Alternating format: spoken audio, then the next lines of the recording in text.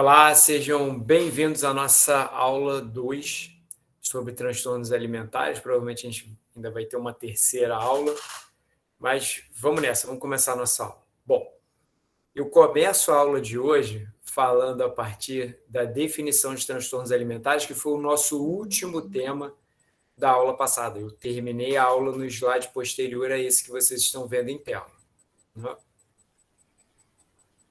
Bom, lembrando que hoje a gente vai falar exatamente daquilo que é utilizado pelos psiquiatras para definir, para diagnosticar os transtornos alimentares. Por mais que a gente pense de uma forma, às vezes, um pouco diferente, talvez um pouco mais abrangente e tal, o que eu estou colocando aqui são as regras oficialmente vigentes para determinação do transtorno. Bom, o transtorno alimentar é uma perturbação persistente na alimentação ou no comportamento relacionado à alimentação. Então, pode ser na alimentação ou no comportamento associado à alimentação. Tá? Resulta no consumo ou na absorção alterada de alimentos. Então, eu preciso que o consumo esteja modificado em função dessa perturbação ou a absorção, e que compromete significativamente a saúde física. Isso dá para entender facilmente, ou seja, uma alteração, por exemplo, de estado nutricional, de composição corporal, de uma série de características da saúde física. Ou no funcionamento psicossocial, que às vezes fica um pouco mais difícil da gente definir. Bom, essa definição ela é a base para a gente entender o diagnóstico. E esse diagnóstico ele precisa ser feito de forma individualizada. O sujeito pode ter mais de um sintoma, ele pode transitar entre um transtorno e outro, e a gente precisa ter atenção para não confundir com efeito colateral, com sinais e sintomas provocados por drogas lícitas e ilícitas, né? Fármacos ou combinações de fármacos. Tá? E uma outra coisa que eu gostaria de deixar claro, que eu já falei na outra aula, que eu vou falar de novo: obesidade não é transtorno mental. Existe uma relação epidemiológica entre obesidade e alguns transtornos, como compulsão, transtorno depressivo, bipolar, esquizofrenia. Existe, porém, ela não é um transtorno. O sujeito que tem obesidade, ele tem uma chance maior, tem um risco maior de desenvolver, mas não significa que ele tem o transtorno. Ele tem uma doença inflamatória, caracterizada pelo acúmulo de massa gorda, com todos aqueles detalhes que vocês já viram em outras disciplinas.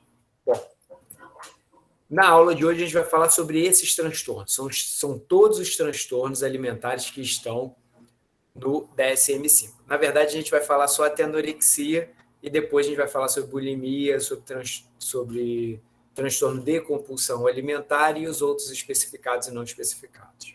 Né? Alguns desses transtornos têm pouco impacto para a nutrição. Ou seja, são transtornos que a gente não tem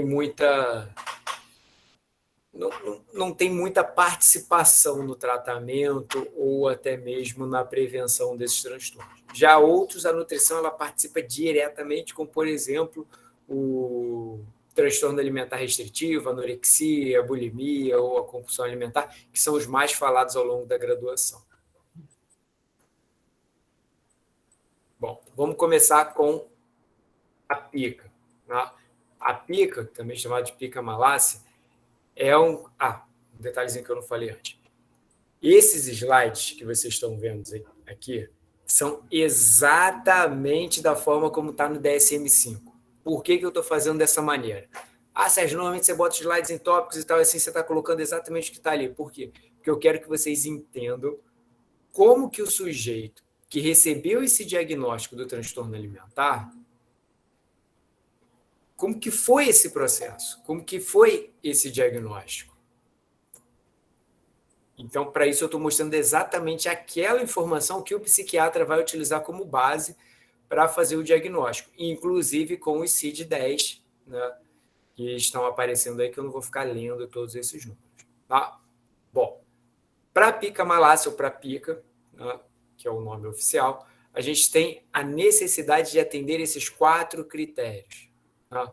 Primeiro, a ingestão tem que ser persistente de substâncias não nutritivas, não alimentares, durante um período mínimo de 1 mês. Tá? O que eu estou querendo dizer com isso? Na pica malácia, normalmente vocês pensam logo na gestante, né? Essa gestante ela está consumindo algo que não é um alimento. O termo comida a gente até já debateu e poderia talvez ser utilizado, mas alimento não é. Com certeza não. Não tem substâncias nutritivas e não é um alimento. Durante um período mínimo de 1 mês. Eu não estou falando de uma situação em que o sujeito vai acidentalmente consumir algo que não é alimento. Ou consumir isso enganado.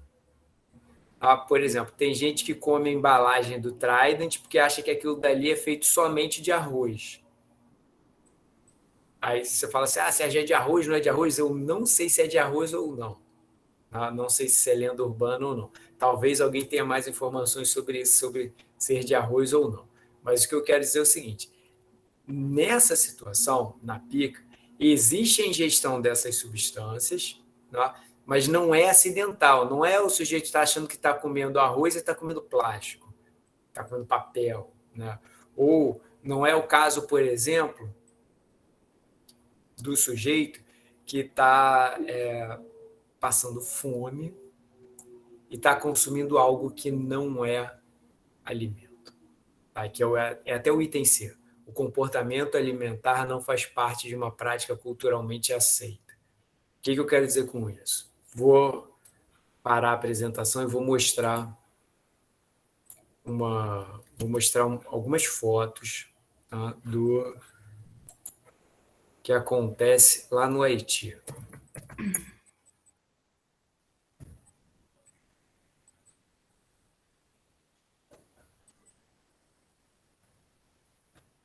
compartilhar minha tela aqui. Isso que eu estou compartilhando com vocês aqui é uma aba do Google. Tá? Botei lá no Google Haiti biscoito de barro, ou pão de barro, também é chamado de pão de barro. Tá? Como é que funciona isso? O Haiti é um país extremamente pobre. Tem desigualdade social? Tem, mas ele é paupérrimo, um cenário de guerra, de intervenção. E o que eles fazem? É cultural isso. Tá? Eles fazem esses biscoitos que vocês estão vendo aí na imagem, tá? Que é consumido como se fosse um pão. Tá? Aqui a gente tem um alimento para uma pessoa que está numa condição paupérrima. Né? Aí vão falar assim, Sérgio, isso não é alimento. Tudo bem, não é um alimento. Mas é culturalmente aceito. Então, eu não posso dizer que o sujeito que está passando fome e que está optando por consumir esse biscoito de terra, né, para saciar a sua fome, ele tem pica. Não, aqui é uma questão social e cultural para tentar reverter a fome. Tudo bem? As imagens Tudo bem. As imagens são tristes, eu acho. Muito triste. Muito triste mesmo. Bom, vamos retornar aqui para o slide.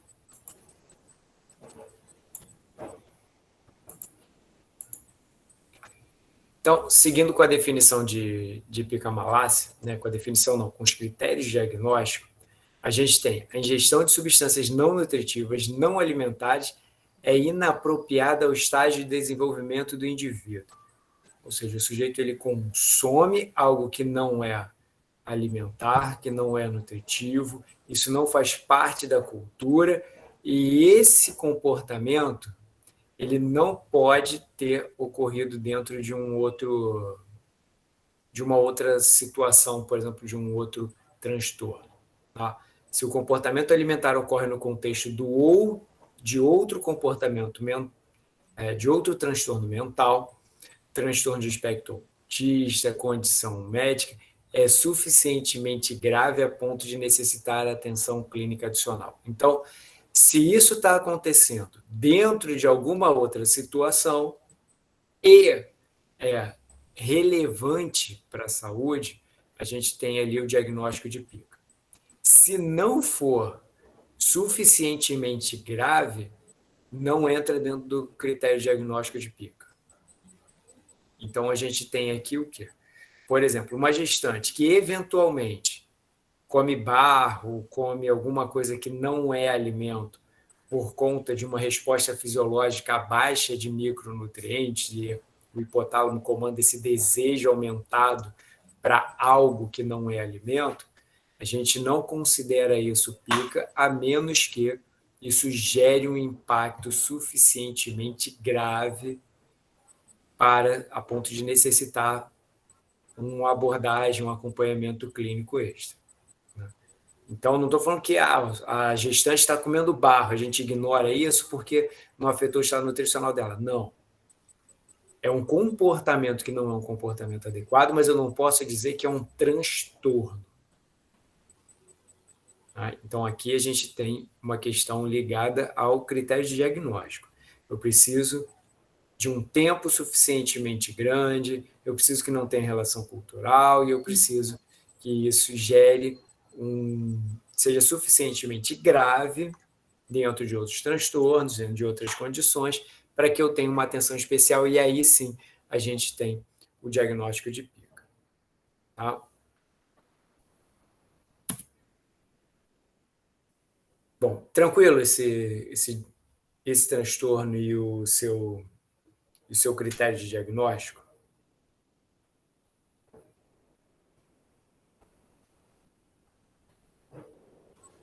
Vamos lá. Sim.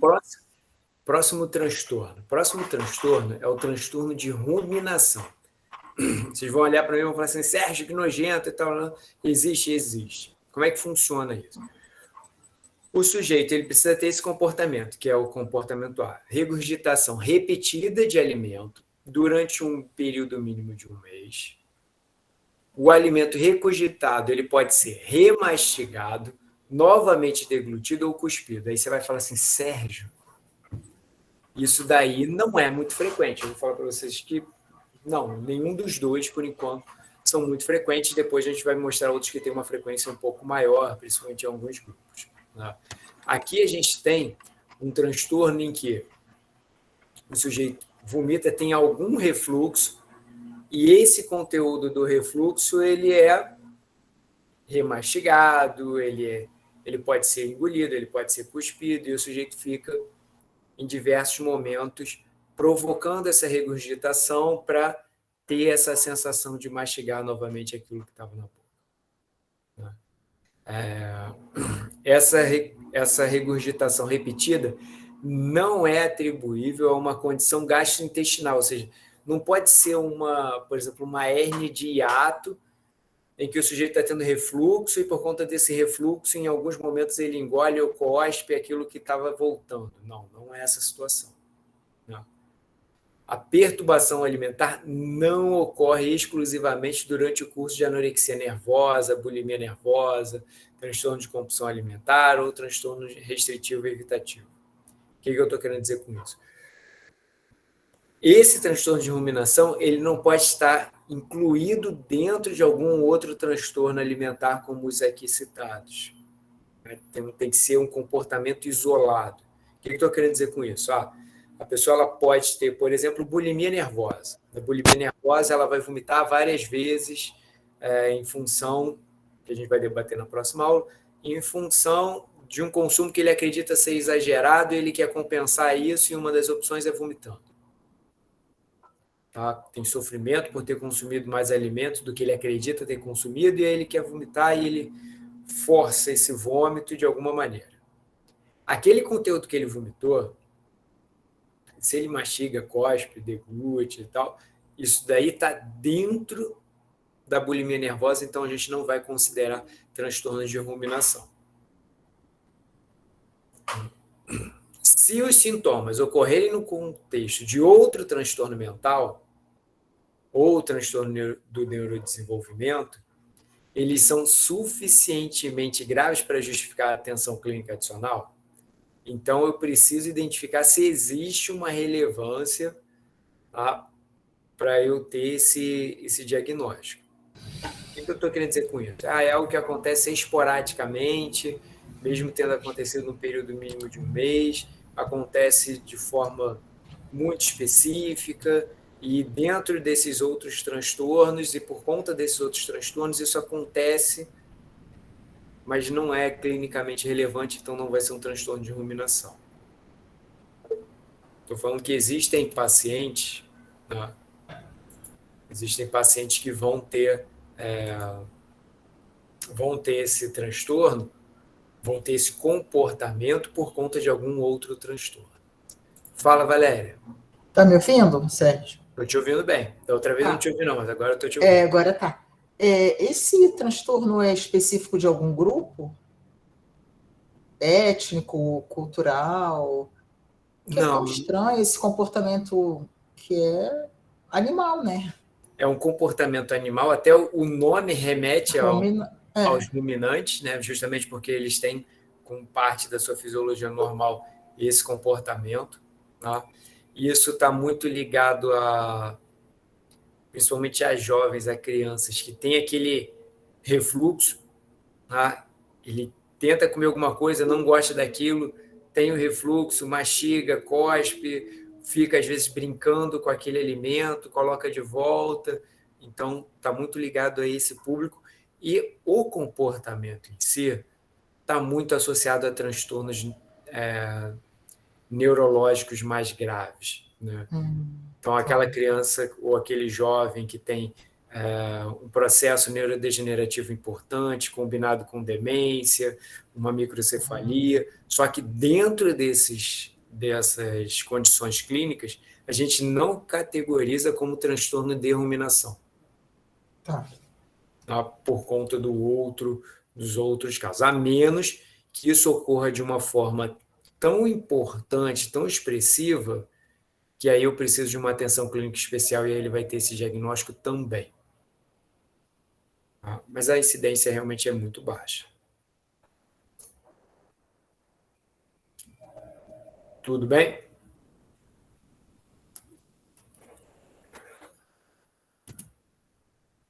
Opa. Bom, agora vamos falar de um transtorno alimentar que é mais frequente. Tá? Aqui a gente já entra, a partir daqui a gente vai conversar um pouco mais sobre os transtornos. Os outros estavam mais ligados a um diagnóstico que eventualmente você pode observar, você pode encontrar em algum paciente, mas é muito difícil mesmo. Agora aqui, no transtorno alimentar restritivo e evitativo, ocorre com mais frequência não só o comportamento, como o transtorno em si. Aí você vai falar assim, Sérgio, comportamento e transtorno, por que toda hora você fala das duas coisas? Porque são coisas distintas. O sujeito ele pode ter um comportamento característico, mas não ter o transtorno. Para ele ter o transtorno, ele precisa desse pacote, tá? De todos os itens do critério de diagnóstico. Tá? Então, transtorno alimentar restritivo e evitativo. Ele é mais frequente em crianças, principalmente quando existe uma introdução alimentar que não foi muito adequada, normalmente tem alguma relação familiar com a alimentação que está um pouco distorcida. Mas antes da gente aprofundar nisso, vamos entender o que é quais são os critérios do diagnóstico em si. Então, critério A, uma perturbação alimentar, né, manifestadas por fracasso persistente em satisfazer as necessidades nutricionais e ou energéticas apropriadas a um ou mais dos seguintes aspectos. Então, essa perturbação, que é o quê? Que é a falta de interesse, a recusa do alimento baseado no sabor, na aparência, ou seja, o sujeito ele é aversivo àquele alimento, ele não quer aquele alimento. Aquela criança não quer consumir aquele alimento, aquela criança, aquele jovem, ele simplesmente ele não gosta ou simplesmente não quer nem experimentar aquele alimento, ele tem uma aversão muito grande. Essa aversão, ela precisa, para ser considerada um transtorno alimentar restritivo e evitativo, tá? Ela precisa atender alguns desses 4 aspectos. Tá? Ou seja, o impacto dela precisa provocar perda de peso significativo, pelo menos um, tá? Pode provocar mais. Né? Primeiro, perda de peso significativa. Ou o sujeito não ganha peso como deveria ganhar, no caso de uma criança que está ficando fora da curva de crescimento adequada por conta dessa perturbação alimentar. Ou seja, essa situação está tão importante, tão relevante, que essa aversão ao consumo alimentar está fazendo com que ela não ganhe peso, não cresça, por exemplo. Ou ela precisa apresentar uma deficiência nutricional significativa. O que eu estou querendo dizer com isso? Deficiência de vitaminas, deficiência de minerais, quadros de nutrição. Essa deficiência nutricional tem que ser significativa. Talvez ele não abra o quadro de deficiência porque está na dieta integral ou está nos suplementos, está dependente de suplementos nutricionais. E aí ele não tem a deficiência. Não tem a deficiência por quê? Porque está sendo suplementado de tudo aquilo que ele não consome, que deveria estar presente nos alimentos. Não confundam as coisas.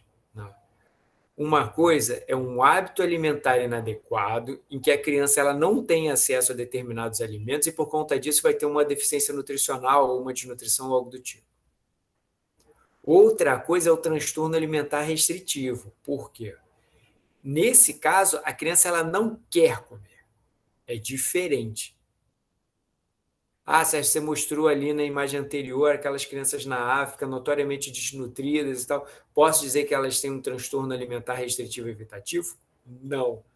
Sérgio, mas elas têm uma deficiência nutricional, elas não ganham peso adequadamente. Sim, mas não é em função dessa perturbação alimentar, ou seja, não é por causa da aversão ao consumo alimentar, é simplesmente por falta de acesso ou um acesso inadequado. Então, um outro item, que é o que eu vou falar agora, essas questões elas estão ligadas à relação da criança com a alimentação e não ao acesso. Se a gente for pensar o seguinte, eu estou, por exemplo, lidando com uma criança que não quer comer nenhum alimento sólido, ela só quer consumir pastas e cremes. Só quer comer as papinhas, ela quer comer só papinha.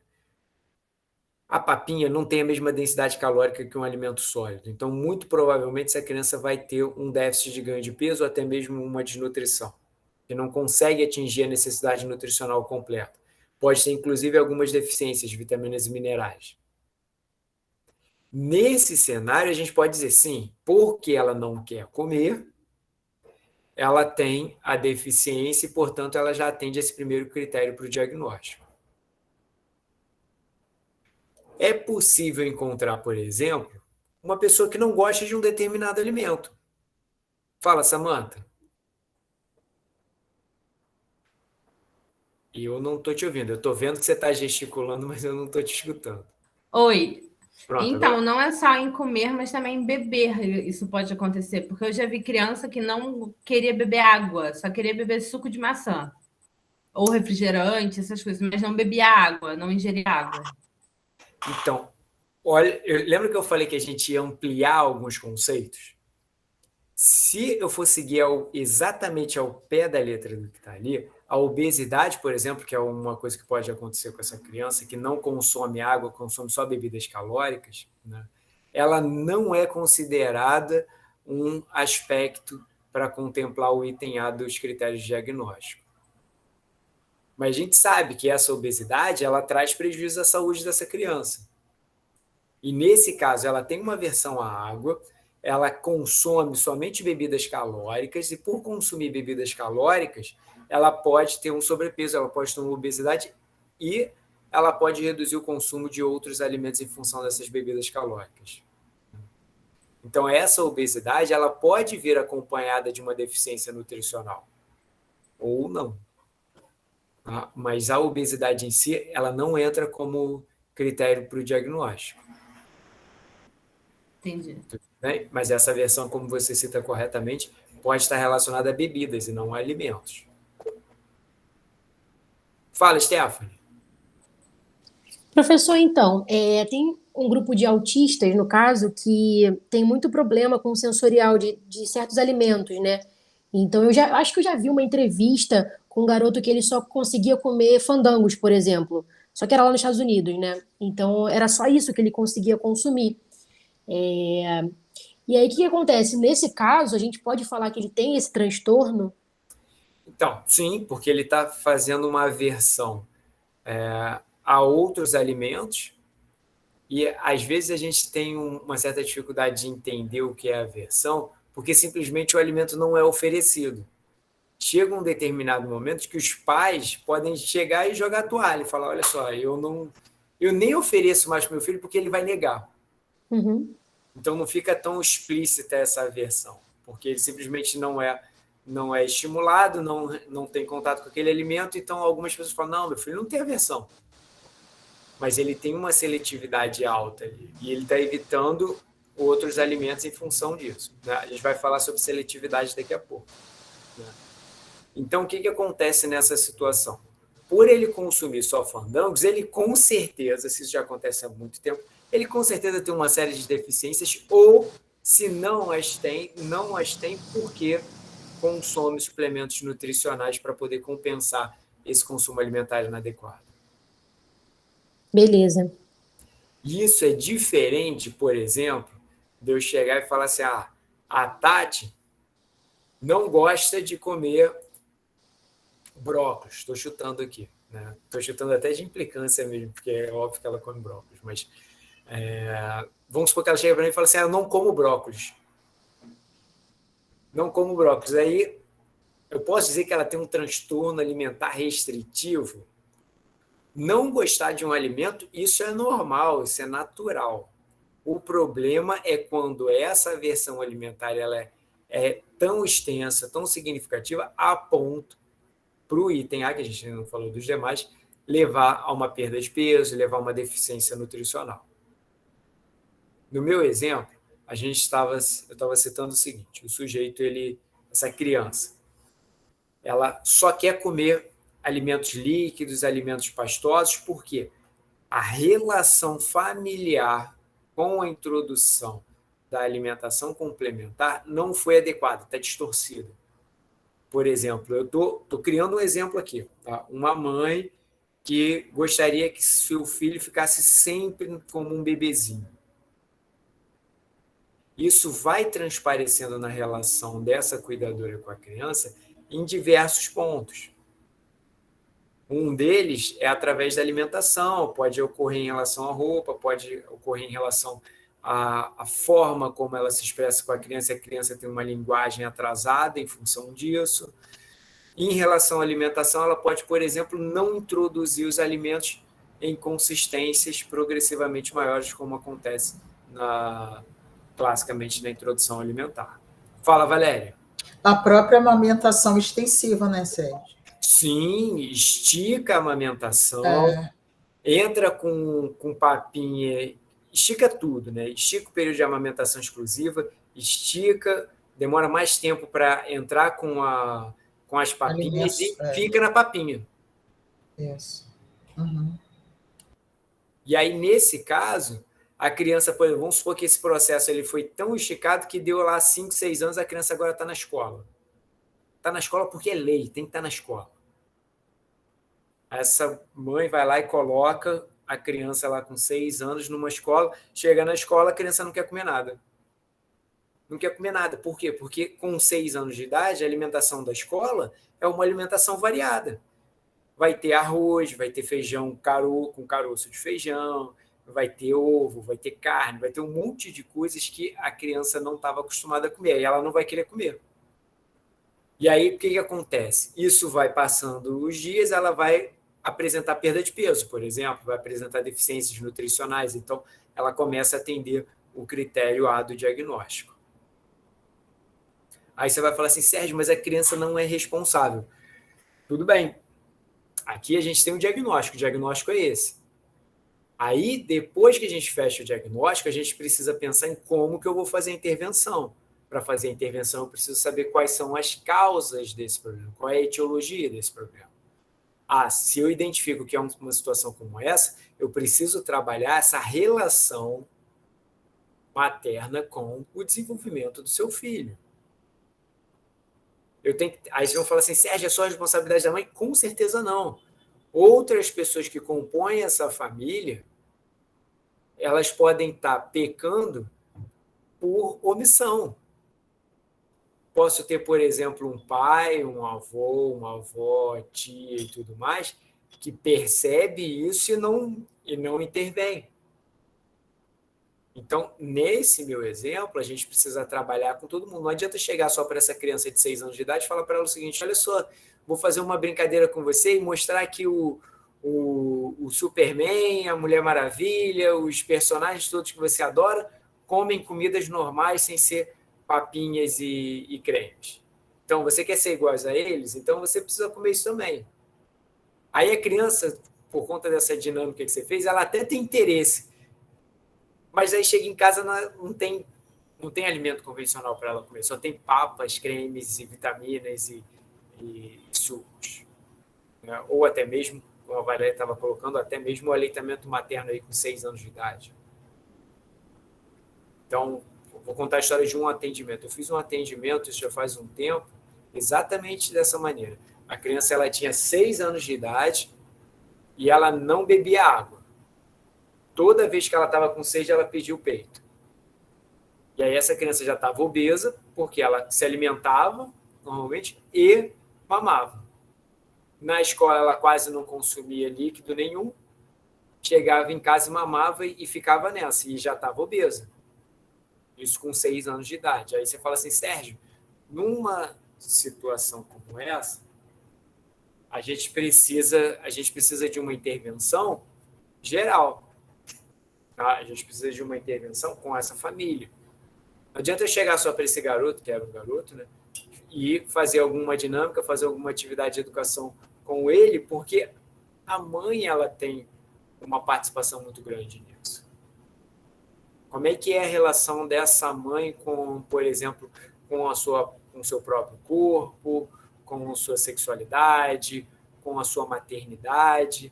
Como que esses diversos outros fatores estão afetando a maneira como ela se relaciona com o seu filho?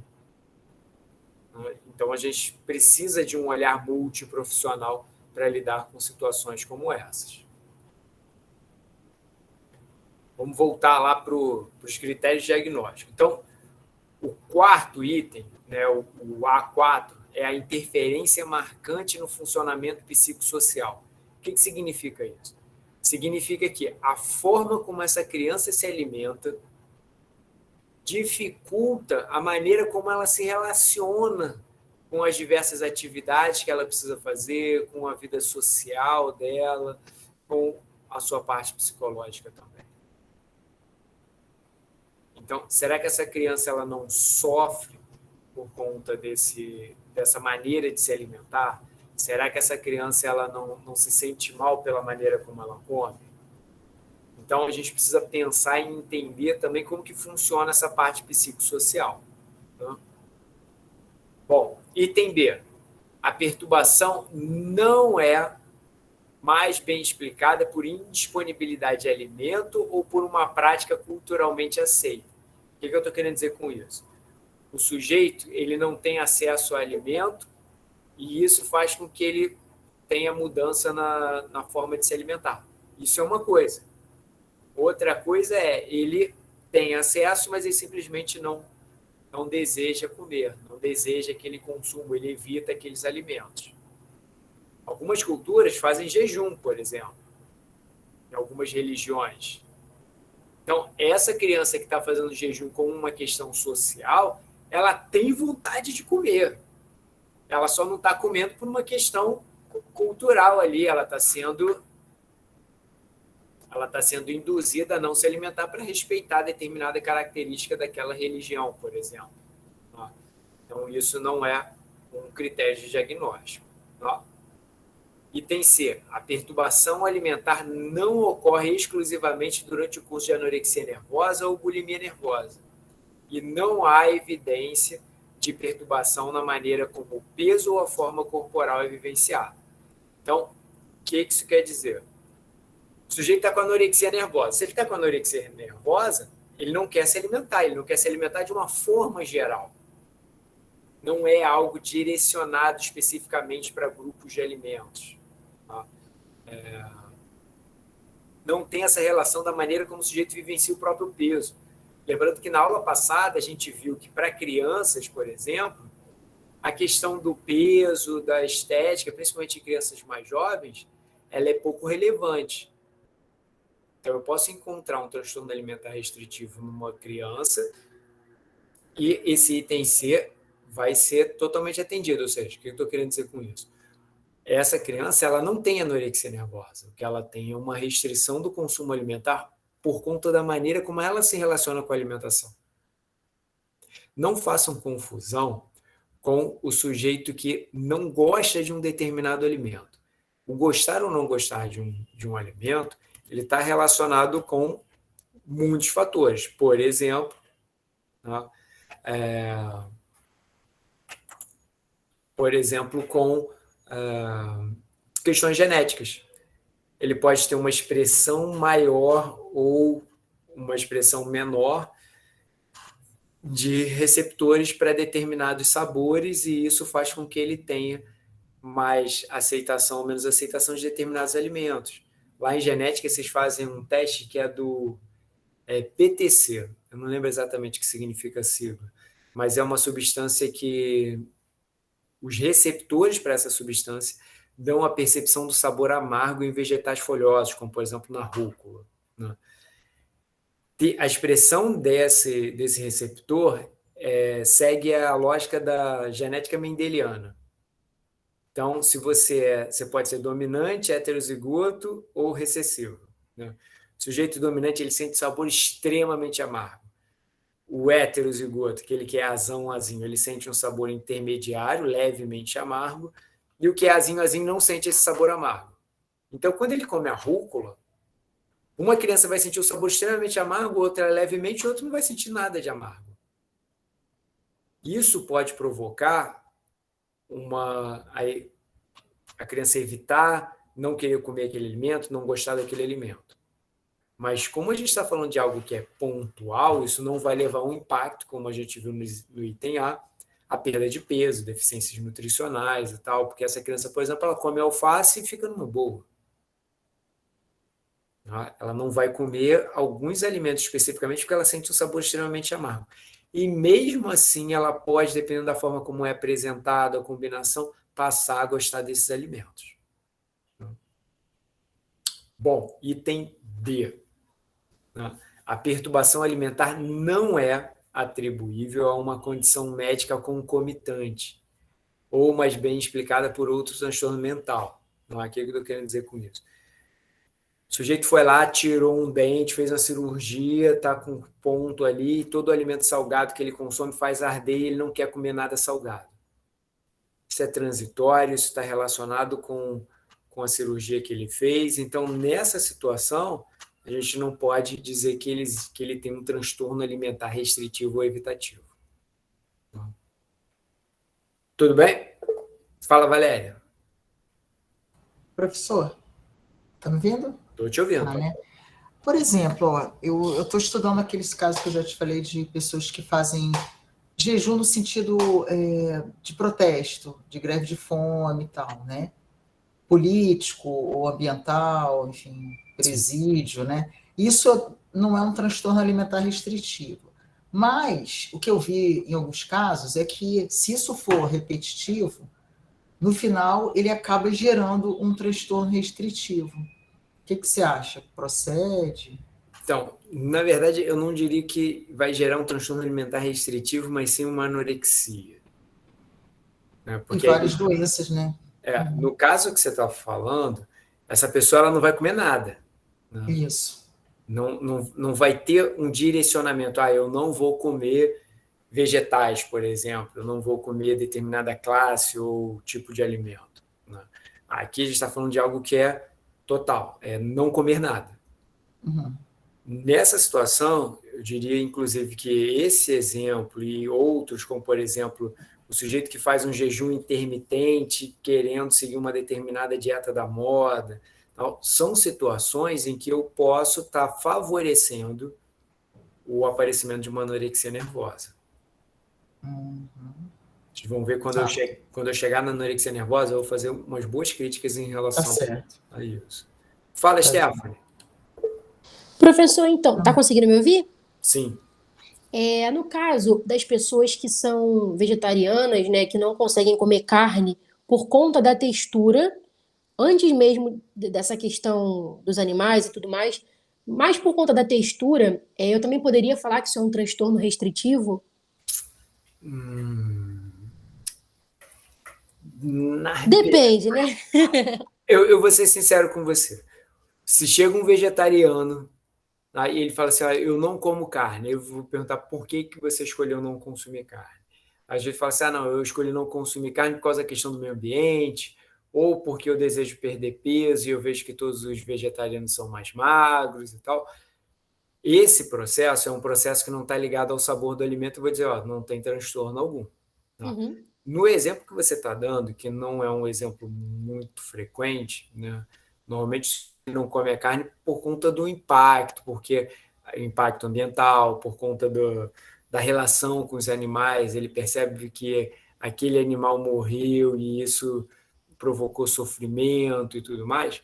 Então, ali a gente tem uma seletividade, mas que não vai gerar impacto para a saúde dele. E não Entendi. vai ter Porque uma. mesmo evitando comer a carne, ele pode comer outras coisas que vão suprir aquela falta de vitaminas, enfim, né? Isso, exatamente.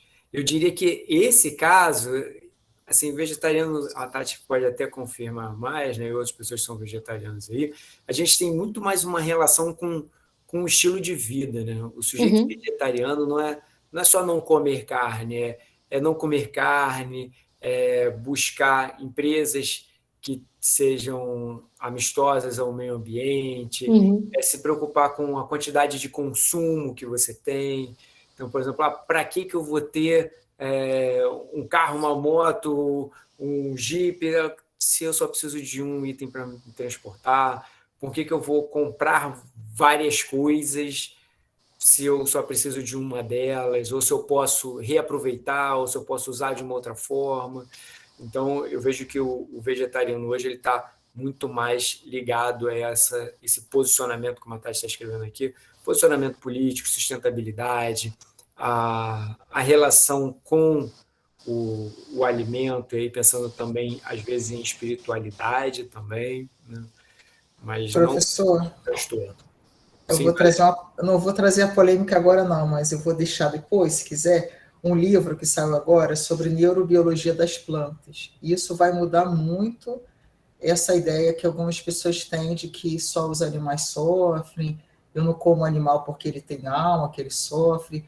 Hoje está muito forte aqui na biologia essa ideia da inteligência e do sentimento em planta. Não, lá vem não, é dado científico, eu não estou nem defendendo nem acusando, eu estou trazendo dados científicos, são livros e vários artigos que estão demonstrando isso hoje. Então, isso vai dar uma questão bem interessante, eu acho. Na disciplina de tecnologia, eu vou passar para vocês um vídeo que fala sobre o. Ai, eu esqueci o nome do fungo agora que está sendo pesquisado para substituir o plástico. É o micélio, né? Então, eu vi isso daí, eu falei, pô, que legal, vamos usar fungo no lugar do plástico, na construção civil e tal. E aí eu fui pesquisar e parece que a floresta ela toda se conecta, existe uma interação entre as diversas espécies, Exatamente. inclusive Exatamente. mantendo, por exemplo, uma árvore foi cortada ali, aquele toco, ele pode sobreviver, literalmente sobreviver, por conta do aporte que é dado por uma série de outras plantas, outros vegetais e fungos, né? E aí por isso o link com o fungo lá do plástico, né? E mantém a vida daquele toco de árvore, né? Então eu diria que a interação ela é muito grande e existe sim, Juliana, essa cooperatividade, né? E Valéria, eu não sei para onde que a gente vai, mas que o ser humano ele é bem tóxico para o planeta, isso eu não tenho dúvida nenhuma, né? Eu não concordo não, professor, mas aí não vamos discutir isso aqui não. Mas Outra ocasião. Depois a gente pode até debater, porque assim, eu tô aberto, mas assim, eu vejo. Mas vai fugir do escopo vai fugir do tema, e depois isso aí é outra história. Tem um impacto tão grande, cara. Eu não sei. Depois a gente debate. Tá bom, tá bom. Aí a gente senta com a Tati e faz uma roda de conversa sobre. Beleza, beleza. Vamos voltar lá para o transtorno alimentar, então. Então, voltando, né? Deixa eu ver. A Tati, pai amado. Quem ouve assim, acha até. As duas são amigas, tá? As duas são amigas, se dão bem e tal. Vamos lá. A perturbação alimentar não é atribuída a uma condição médica. Eu acho que eu já falei dos 4 itens, né? Dúvidas aqui, vamos seguir. Tem considerações extras sobre esse transtorno. Não. Então, pontos de atenção. Primeiro, a avaliação do estado nutricional. Por quê? Para dizer que é um transtorno alimentar restritivo e evitativo, um dos critérios, como eu mostrei lá, ó, perda de peso significativa, e o 2, deficiência nutricional significativa.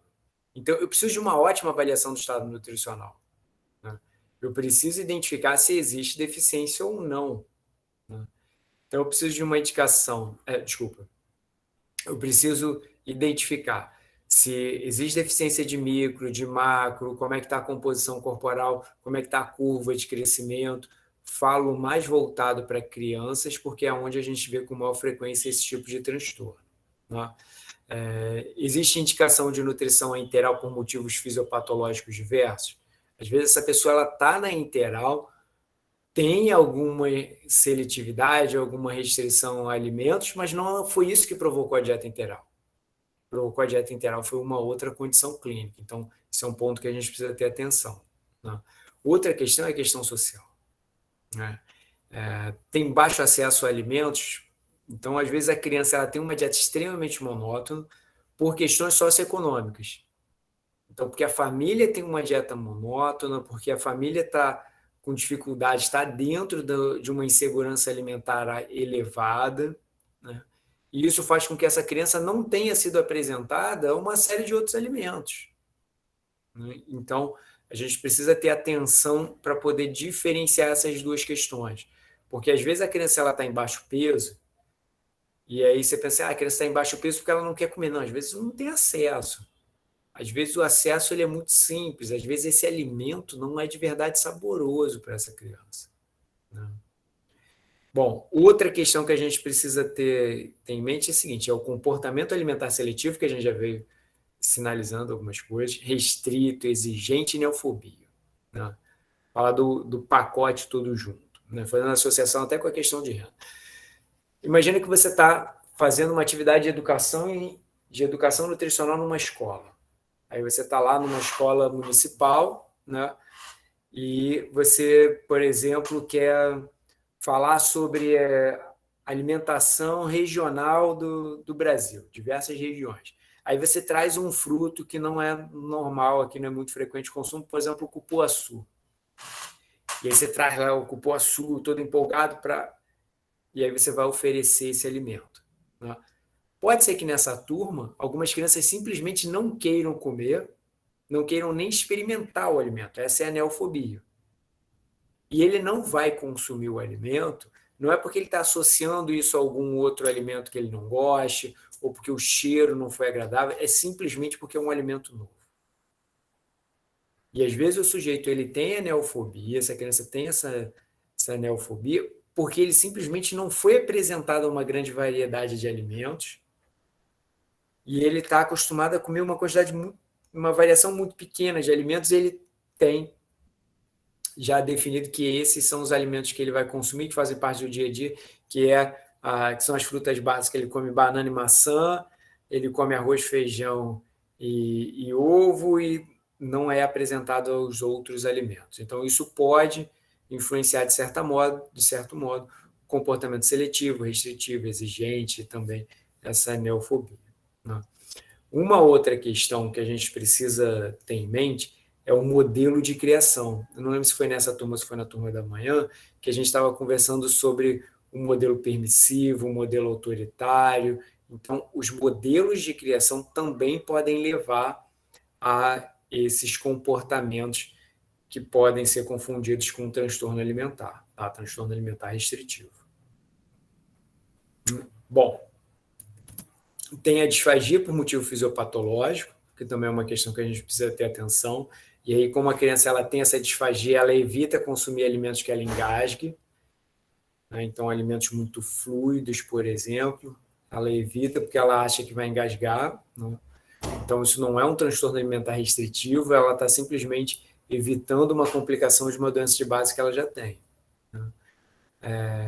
Eu preciso pensar na recusa de alimentos na infância em função de outras atividades, né? O que eu estou querendo dizer com isso aqui, né? Essa criança ela tem um estilo de vida com tantas atividades, existem tantos interesses que não alimentação, e não existe um momento de relação adequada com a alimentação, que essa criança, ela, por exemplo, está no videogame, está no tablet, está no celular, está em outras tecnologias, e em função disso não quer comer.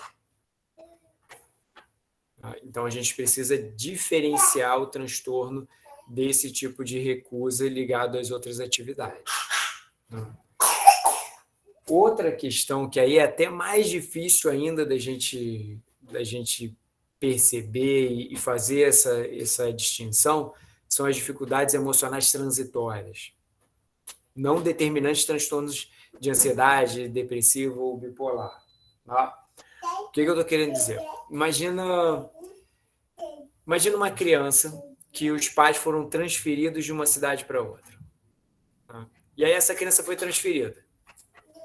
Vai junto, ela perde o contato com os avós, ela perde o contato com os primos, ela sai da escola que ela frequentava, então ela perde o contato com os amigos e ela está sofrendo.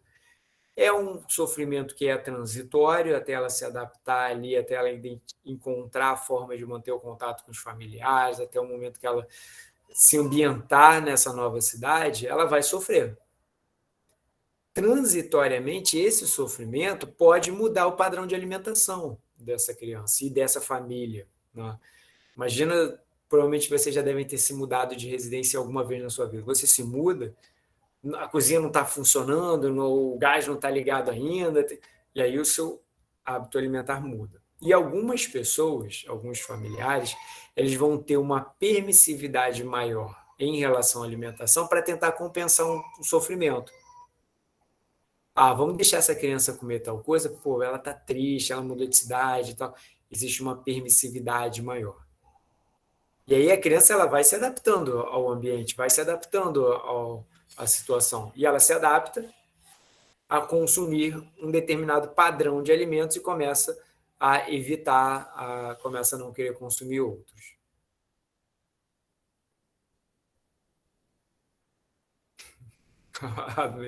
Demonizar a nossa espécie não é científico, concordo, mas que a gente faz, não faz. Depois eu vou falar sobre isso, vou nem olhar, vou passar para cá. Deixa eu seguir aqui. Bom, entenderam essa questão do sofrimento transitório?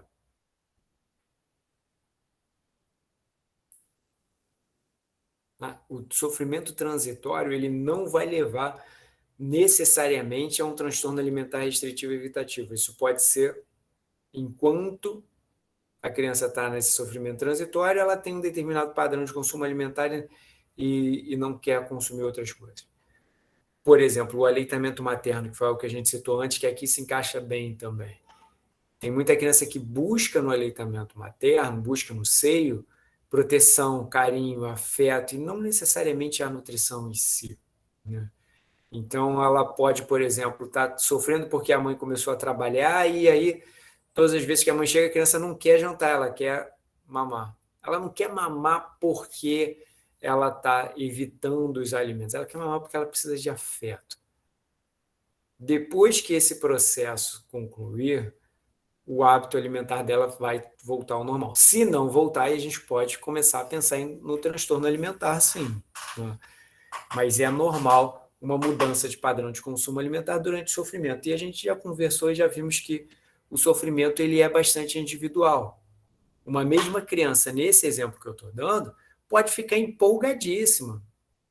Pode falar, eu converso com a minha avó e com meus primos de vez em quando pelo telefone, e agora eu tenho os meus amigos da antiga escola, e eu tenho os amigos da escola nova que eu estou fazendo, e eu estou numa casa que é mais legal porque tem, sei lá, um play que não tinha antes, e a criança fica feliz com isso.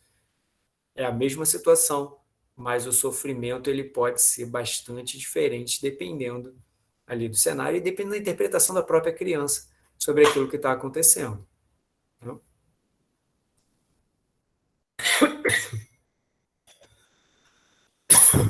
Bom, o transtorno alimentar restritivo e evitativo, eles desenvolvem-se mais comumente na fase de lactente ou na primeira infância e pode persistir até a vida adulta. Tem gente que tem uma alimentação infantilizada. O que eu estou querendo dizer com isso? Tem gente que, por exemplo, vai buscar um padrão de consumo alimentar muito parecido com a infância. Tem gente que vai pegar, por exemplo, o peito de frango lá no almoço, vai cortar em pedaços pequenininhos, como acontecia lá na infância. Vai buscar alimentos que são típicos, inclusive produtos industrializados que são típicos dessa fase, né, na vida adulta. Mas isso não significa um transtorno alimentar restritivo evitativo. Eu preciso daqueles impactos para a saúde ali. É claro, Sérgio, é estranho um adulto buscar um padrão de consumo alimentar igual de uma criança. Tem alguma coisa errada. Sim, eu concordo que pode ter alguma coisa errada aí, mas não é um transtorno alimentar restritivo evitativo. Então, o psiquiatra ele vai pegar essa forma, esse comportamento e tal, e vai identificar outros tipos de transtornos que esse paciente possa ter. Tá?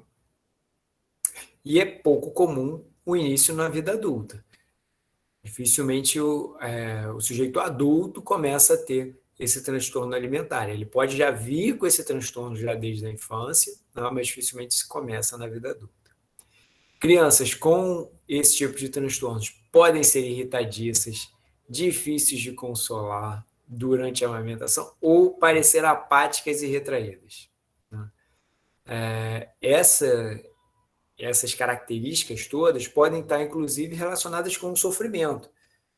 Ela passa por algum sofrimento e, em função desse sofrimento, ela tem esses comportamentos e também o transtorno alimentar restritivo.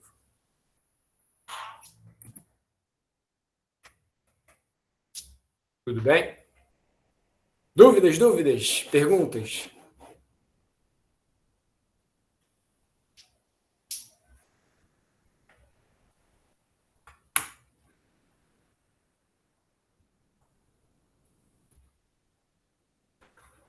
Bom, vamos lá. Vamos para a anorexia, que na anorexia a gente vai... Eita, essa aula passa rápido, já são 7h30. Bom, anorexia. A gente vai conversar sobre a anorexia nervosa. A anorexia é baixa ingestão de alimentos, né? A nervosa que é o transtorno que a gente vai diagnosticar aqui. A gente vai ver quais são os critérios de diagnóstico.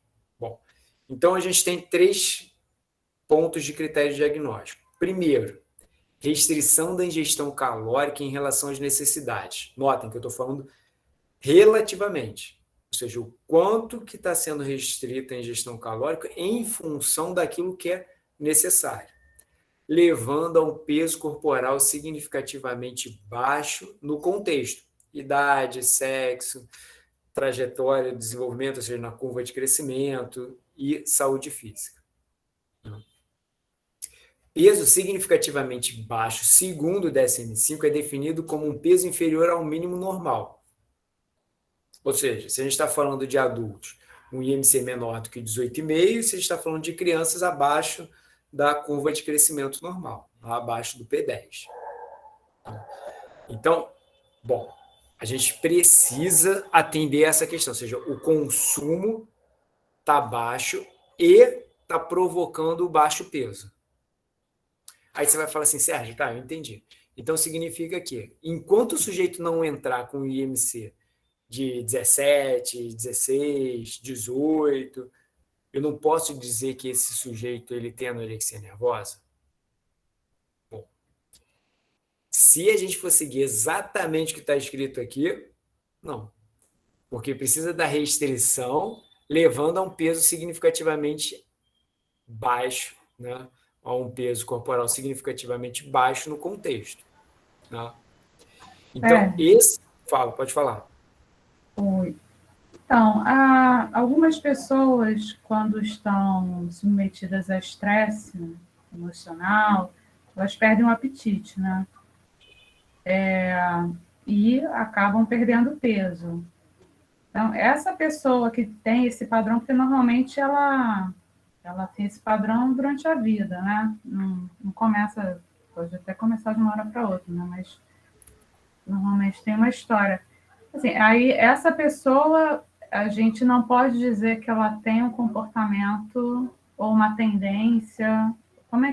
Ela se enquadra em que lugar? Ou não se enquadra em lugar nenhum? Ele não se enquadra em lugar nenhum. Porque se ela estiver dentro do IMC, né? Assim, Do jeito que você está me falando, provavelmente ela não tem anorexia nervosa. Por quê?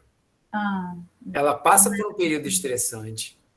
Em função desse período estressante, ela tem um consumo alimentar inferior, mas ela não tem o item B, que é fundamental para ser classificado como anorexia nervosa. Medo intenso de ganhar peso ou de engordar, ou comportamento persistente que interfere no ganho de peso, mesmo estando com peso significativamente baixo. Então, o que eu estou querendo dizer com isso? Ela está perdendo peso, mas não é porque ela quer ficar mais magra ou porque ela tem medo de engordar, alguma coisa assim. Não. Ela está perdendo peso por conta do estresse, por conta de uma mudança de rotina de vida, e isso está fazendo com que ela perca peso.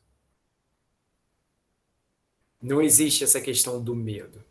E ainda tem o item C. O item C é essa relação do sujeito com o próprio corpo. Perturbação no modo como o próprio peso ou forma corporal são vivenciadas. Influência indevida, né, do peso ou da forma corporal na autoavaliação, ou ausência persistente de reconhecimento da gravidade do baixo peso corporal atual. as três opções têm que ser atendidas, então. Sim, Letra A, B e C. tem que ter os três. Ah, tá. Tá? Se eu não tiver os três, depois eu vou mostrar no próximo slide, eu posso estar em remissão. Né? Mas para ser diagnosticado com anorexia nervosa, eu preciso dos três. Natália, volto sim. Tá? Aí, no caso, essa pessoa que eu mencionei, ela tem algum tipo de diagnóstico? Se ela tem esse comportamento de forma crônica e isso atrapalha, né? De repente ela pode ficar... O peso dela é muito baixo? Não sei. Não, É hipotético essa pessoa. Hipotética? Não, achei que você estava falando de alguém que se... Não, assim, eu acho bem frequente, né? Assim, esse tipo de situação, né? Algumas pessoas comem por estresse, né? E outras não e comem. Outras não comem. Né? Eu estou nesse time aí dos que não comem. Eu, por exemplo, eu fiquei bastante estressado nessa posição de coordenador e eu perdi peso no último mês. Né? Não queria perder peso. Então, assim, aí, por exemplo, nessa situação que eu estou me colocando aqui como exemplo, né? Eu não queria perder peso, não quero. Tanto é que eu já mudei uma série de coisas lá no ambiente de trabalho para fazer com que a minha alimentação seja melhor e já estou pensando em outras estratégias para voltar ao peso que eu estava antes. Então, eu nem perdi tanto peso, deve ter perdido 1 quilo e pouquinho. Né? Mas era um peso que eu não queria ter perdido. Né? Então, nesse cenário, o estresse me fez comer menos, né? Me fez não perceber a fome. Então, tinha dia que eu chegava em casa, olhava para a comida e falava, caraca, que fome. Mas antes, de tão estressado que eu estava, eu não conseguia nem perceber que eu estava com fome. O que faz parte. A gente vê isso lá em fisiologia, né? O sujeito numa condição tensa lá, com uma resposta de estresse aumentado, ele tem inibição da fome, que é o que acontecia comigo, né? Que acontece, né? E isso sempre, que eu sou exatamente isso que você está falando, Juliana, isso sempre aconteceu na minha vida, em vários momentos na minha vida, todas as vezes que eu estava muito estressado por N motivos, a tendência era eu comer menos, porque eu simplesmente não sentia fome, eu precisava olhar a comida e falar, caraca, agora sim eu estou com fome. Mas é aquela coisa de estar, por exemplo, parado e falar, caramba, eu estou com uma vontade de comer, isso eu perco quando eu estou estressado, entendeu? E aí você fala assim, isso é característica de anorexia nervosa? Não, isso não é, porque não tem esses outros dois fatores. Não tem uma distorção da forma como eu avalio o meu próprio peso e não tenho medo de ganhar peso. Pelo contrário, até gostaria de estar ganhando um pouco mais de peso, até que eu estou mudando algumas coisas no meu padrão de consumo alimentar. Fala, Samantha. Então, por exemplo, uma pessoa que perdeu muito peso nos últimos meses, que, na verdade, assim, ela come, né? Ela almoça e janta, mas a conduta nutricional para fazer com que essa pessoa ganhe peso, porque é muito mais difícil ganhar do que perder, né? É difícil sair de onde você está. E aí a gente tem que dar atenção para os intervalos, não seria isso? O tempo entre uma refeição e outra, para poder fazer com que essa pessoa ganhe peso. Sim, é uma possibilidade. É uma possibilidade de conduta terapêutica, sim. Então, isso vai ajudar a resolver. A questão aqui é a seguinte: quando o sujeito ele tem uma perda de peso intencional, né, essa perda de peso, se ela foi acompanhada, ela vai até um certo ponto. Por exemplo, estou acompanhando o sujeito que é obeso, estou acompanhando o sujeito que é sobrepesado. Eu vou calcular o quanto de peso que ele precisa perder e vou acompanhar esse paciente nessa perda de peso até esse certo ponto. O que acontece na anorexia nervosa é que o sujeito ele perde peso, continua querendo perder peso e não percebe como está o seu corpo. Então, Sim, são as essa três pessoa que eu estou questões. falando, ela acha que está saudável. E assim, ela já é uma idosa. Então, assim, se for ver pelo IMC dos idosos, ela está em magreza. Mas se for ver pelo IMC de adultos, ela já passou de magreza grau 3, já está no grau 3. Entendeu? E ela se vê e ela acha que ela está saudável. Então, Então, assim, eu tento falar sobre os intervalos, sobre as pequenas refeições, mas ela não. Para ela, almoço e jantar já está suficiente e ela não ganha peso.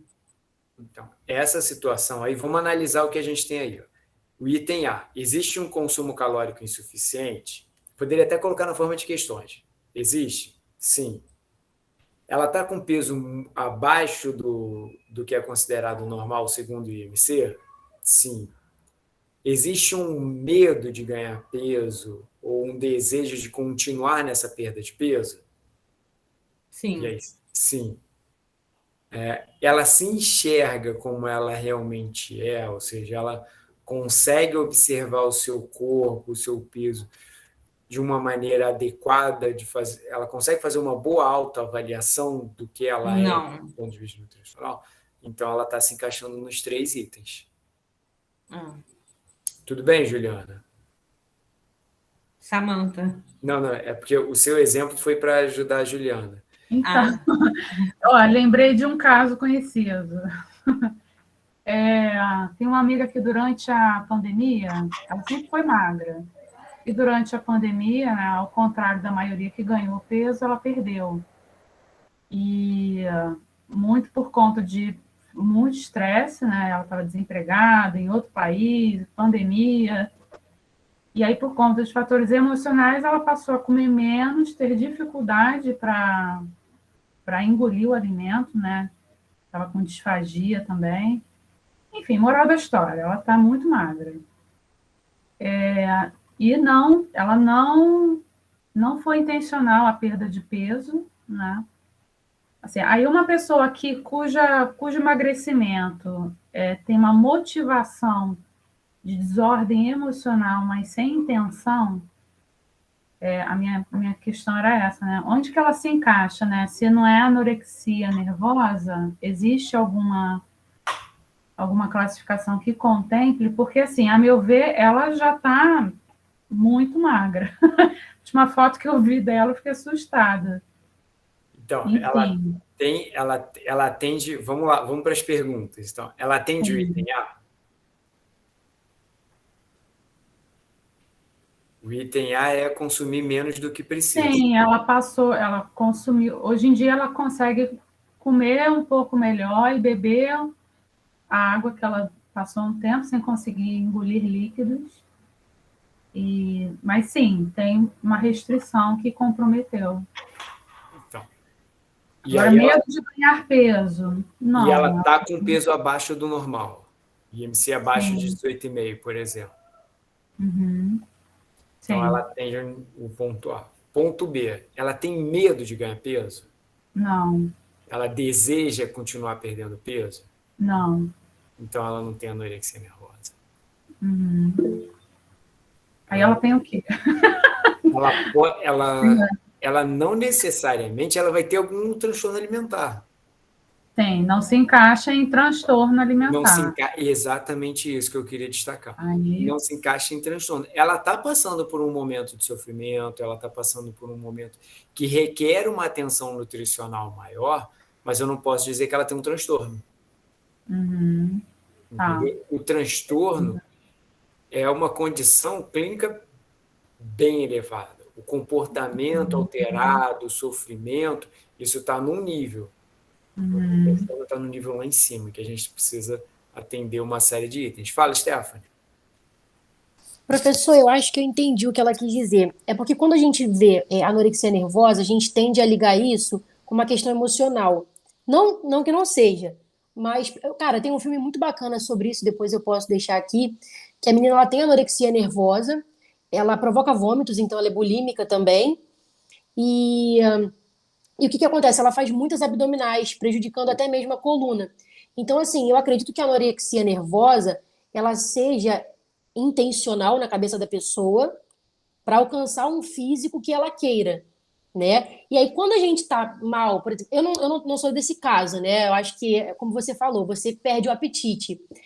Quando a gente está estressado e a gente perde o apetite, isso é uma coisa do nosso organismo, né? Isso não tem nada a ver com nenhum transtorno. Por exemplo, eu, quando eu estou muito nervosa, eu tendo a comer mais. Então, isso não significa assim, no meu caso é transtorno. Mas as pessoas que comem mais ou comem menos quando estão estressadas, isso não significa nenhum transtorno, né? Necessariamente. Até porque a gente tem uma questão aí que está ligada à temporalidade, né? Que é o que a gente vai ver daqui a pouco, né? Uhum. Existe um período de tempo em que o sujeito vai ficar assim, que está ligado a uma causa bem específica, muito bem descrita. Sim.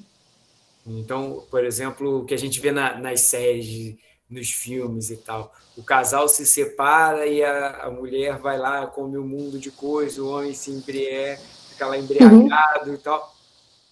Isso é transitório, esse sofrimento. O problema ele acontece quando se torna, como é que eu posso dizer?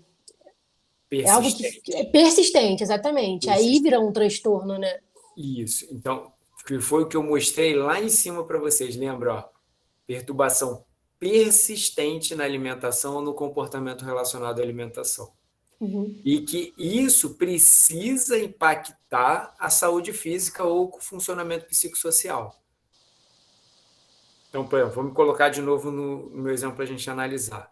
Não houve um comprometimento à minha saúde física. Perder 1 quilo e tal, continuo dentro do IMC adequado, continuo com a composição corporal adequada e tal. Então, não houve esse comprometimento significativo à saúde.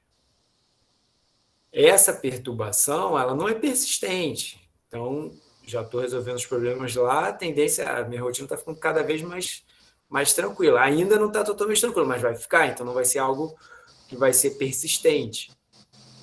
Então, essa definição geral, ela é sempre importante para a gente. Por isso que eu frisei ela bem lá no final da última aula e comecei a aula de hoje falando sobre ela. Tem que ser persistente na alimentação e no comportamento. Tem que ter impacto. Tem que ter impacto para a saúde ou para o funcionamento psicossocial. Aí a gente tem o diagnóstico de algum transtorno. Aí só falta saber qual é o transtorno. Professor, deixa eu tirar só uma dúvida. Na anorexia nervosa, a pessoa ela pode sentir fome e mesmo assim ela faz a evitação? Sim, o sujeito, às vezes, ele sofre de fome, mas ele não quer comer porque ele tem um medo, uma aversão a engordar, a ganhar peso. Uhum. Então, ele não vai comer. Entendi. E aí, E aí, no caso também pode acontecer dele fazer a evitação por um período e depois acabar em compulsão também, né? Muitas vezes é isso que acontece. a gente daqui a pouco, depois quando a gente ver cada um dos transtornos, a gente vai ver como que esses transtornos podem ir se misturando. Vai vir Beleza. Esse é um spoiler para a próxima aula, Estela. Beleza. A Nem Natália, gosto dessa aula, né? Nem gosto. a Natália está colocando aqui, ó. Os transtornos em geral são conscientes e intencionais ou é o contrário, ou não necessariamente? Ainda riu no final, vamos lá. Por exemplo, aqui na anorexia nervosa, a gente tem o seguinte: o sujeito ele acha que precisa perder peso. Às vezes ele até percebe que, por exemplo, vou dar um exemplo aqui. Vamos supor que uma jovem adolescente brasileira, ela idealiza um corpo que não está dentro do nosso padrão genético, ou está numa parcela muito pequena da nossa população, né? Aquela imagem clássica, uma adolescente brasileira que tem quadril e pernas mais grossas, cintura e busto mais fino, menor, né? E aí ela tem como ideal um padrão de beleza, por exemplo, americano, lá, com pernas e glúteos finos, abdômen fino e seio avantajado. Ela tem esse padrão de beleza como o ideal, né? Que foi o que a gente já viu os padrões de beleza lá na aula passada. Aí ela começa a perder peso porque ela se sente incomodada com o quadril e com a coxa dela. Só que ela tem características genéticas que fazem com que sempre, proporcionalmente, ela vai ter quadril e glúteo um pouco maior do que proporcionalmente o resto. Por exemplo, se ela caminhasse para o outro sentido, se ela ficasse obesa, ela ganharia proporcionalmente muito mais em quadril e coxas do que em abdômen, em seio e braços, por exemplo. Faz parte da característica genética dela. Só que como ela deseja um padrão de corpo lá da Barbie, lá americana, europeia, sei lá, ela está buscando para si isso. E aí ela procura perder peso, porque ela gostaria de ter a perna e o glúteo fino. E aí ela continua buscando essa perda de peso.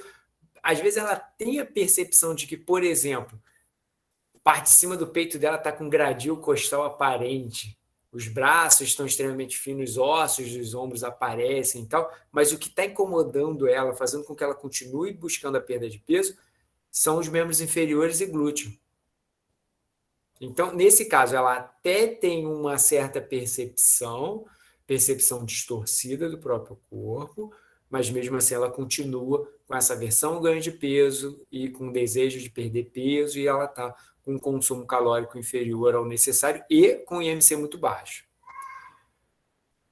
A Fernanda colocou um textão aqui, vamos ver. Ó. Existe na ansiedade uma tendência maior a comer, que é justamente uma forma de se obter um prazer para aplacar o desconforto da ansiedade de forma pontual, que com a repetição tende a criar um circuito de alívio do desprazer pela de algo gostoso. Na depressão, a tendência maior é deixar de comer, porque está ligada a uma avolia, uma falta de vontade geral de comer, de viver. O desejo está sobrepondo o fisiológico. Então, quando a gente viu há 2 aulas atrás o hipotálamo, como que ele interage com as diversas regiões do cérebro, a gente vê exatamente isso. O hipotálamo ele não está sozinho nesse controle de fome e saciedade. Ele se comunica com o córtex, mas ele se comunica, ele não só manda informação, ele recebe informação. E por isso que muitas das vezes ele pode ter o seu funcionamento desregulado em função de informações corticais que estão vindo, quando a gente olha do ponto de vista de neurofisiologia. Quando a gente olha de outro aspecto, tomei um susto. Quando a gente olha de outro aspecto, por exemplo, quando eu coloco os óculos da psicanálise, o sujeito ele vai ter ali um desejo, tá, que está sendo trabalhado de uma forma equivocada. E aí os desejos dele, que são involuntários, que vêm lá do inconsciente, eles estão sendo trabalhados de uma forma distorcida. E aí estão levando aos diversos problemas de saúde e de comportamento. Né? Então, tentando resumir aqui o que a gente está conversando. Né? Existe um problema nesses critérios de diagnóstico que é o seguinte: eu estou colocando 3 categorias e estou dizendo o seguinte, fica quase uma relação matemática. Ó. Se atende, tem anorexia. Se não atende, não tem anorexia nervosa. Então, quando a gente coloca essa questão de uma forma binária, e isso é uma crítica que eu tenho, né, a gente pode estar deixando de dar atenção a uma situação que é muito sensível, a um indivíduo que está muito vulnerável, porque ele não atende matematicamente a essas questões. Fala, Samantha. Oi, professor. Então, digamos que assim, um indivíduo que tem anorexia, ele vai, além de ir no psicólogo, né? Porque tem que ser em conjunto com um nutricionista, um psicólogo, ele vai num psiquiatra e aí ele passa a tomar remédios. E esses remédios começam, sei lá, estabilizador de humor, antidepressivo. E aí esses remédios começam a engordar ele, essa pessoa. Essa comunicação do hipotálamo com o córtex, o remédio ele age ali? Não. Assim, até tem uma influência sim, mas não é o objetivo do fármaco. Né? Então, você está falando, por exemplo, de um ansiolítico, de algum medicamento que vai tratar com os sintomas que ele está apresentando. Né? E o que a gente tem aí é o seguinte: o sujeito está tomando o medicamento ou até mesmo buscando outras drogas para tentar atenuar o seu sofrimento. Né? Quando ele entra numa situação como essa, que ele está utilizando esses medicamentos, o hipotálamo dele pode ser influenciado diretamente por ação de um ou outro medicamento, mas o que acontece é que o indivíduo normalmente ele abre um quadro mais de apatia e perda de vontade de fazer as coisas e perde um pouco ali do foco que ele tinha na perda de peso. Né? A comunicação não é afetada. Córtex e hipotálamo continuam se comunicando adequadamente. Né? O que eu estou mudando aí é o padrão de comportamento em resposta ao medicamento. Entendi. Tá? Deixa eu ver. Bom. Tranquilo? Perguntas. Vamos entender agora os tipos. Né? A gente tem o tipo restritivo e a gente tem o tipo compulsão alimentar purgativa. Notem que é uma anorexia nervosa do tipo restritiva ou uma anorexia nervosa do tipo compulsão alimentar purgativa. Né? Então, eles continuam aqui, esses dois subtipos, né, eles continuam dentro da anorexia nervosa. Então, eu não estou falando que o sujeito está deixando de ter anorexia nervosa e passando a ter compulsão alimentar. Não. Eu estou falando aqui. Ele tem anorexia nervosa do tipo purgativa, do tipo de compulsão alimentar purgativa. Tá? Primeiro eu vou explicar o restritivo, que é o clássico, e depois a gente passa para o próximo. Bom, fala, pentelinho. Então, o que acontece? A gente tem no restritivo a seguinte situação. Durante os últimos 3 meses... Vem cá, Débora. Pronto. Já está aqui sentada com o pai, agora fica quietinho. Vamos lá. No tipo restritivo, durante os últimos 3 meses, o indivíduo não se envolveu em nenhum episódio de compulsão alimentar ou comportamento purgativo.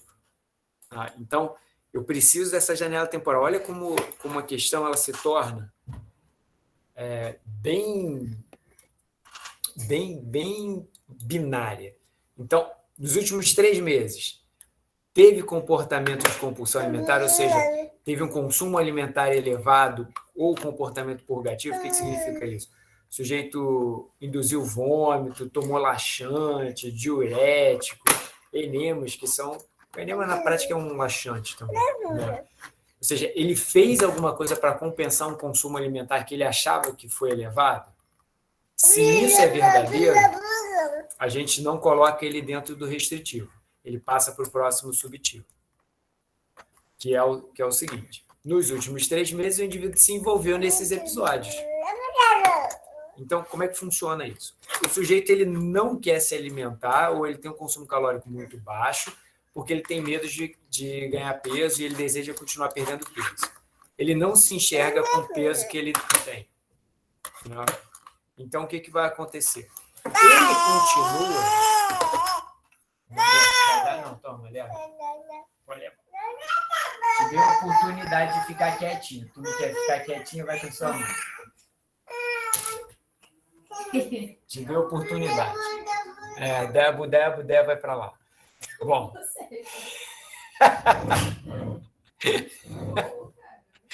Bom, vamos lá. Então, no tipo de compulsão alimentar purgativa, a Tati está colocando aqui, tadinha.